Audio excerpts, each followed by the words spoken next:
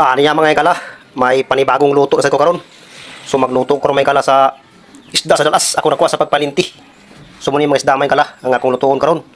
Muni atong lamas. May lamas o silikot, luya o tanglad. Ako ni siyang gataan may kala. Sagulan ako karlang lutya na may galaw. So preparado na para sa pagluto. Ginataan may kala. So kagutak din mga idol, may kala.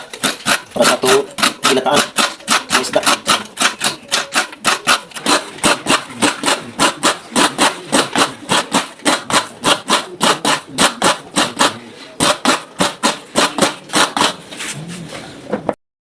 So niya may gala, muna na kong kagod. So ako ning kumuton karon para itulog. Tirada karon ni may gala.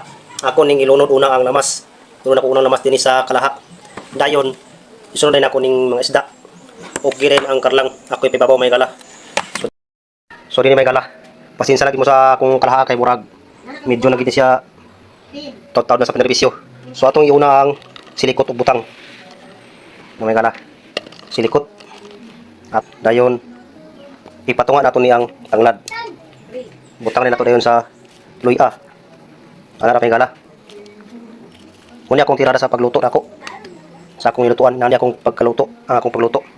Ayan nato ni butang ang isda. So na may galaw. Giato yung butang. Na may gala. Ato na ibutang diha sa ibabaw sa lamas. Uwang may galaw. So nara. Diya tali sa ibutang sa ibabaw sa lamas. Oo. Para pag inigbukal ani may gala, masunog sa isda ang iyang lamas. So nara may gala. So magagmay lang uban pero gagmay ni sa may gala.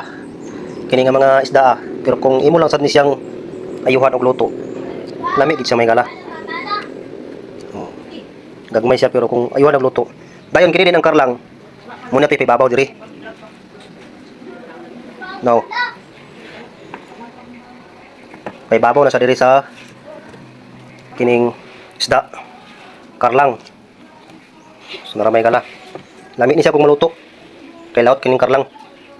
Dayon ang akong itubig. Kining tubig sa lubi na may galaw. Tubig sa lubi na may mga bunot-bunot. So sige lang. Okay na naman bunot-bunot kay bunot na sa may gala.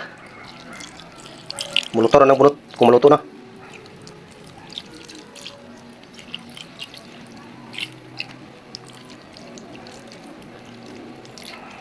So nara may gala. Kana siya pagbukal na niya. Aya dito ilunod ang gata. Espiso nga gata may gala. So ato na nitakang dito sa kalayo nga hinaling.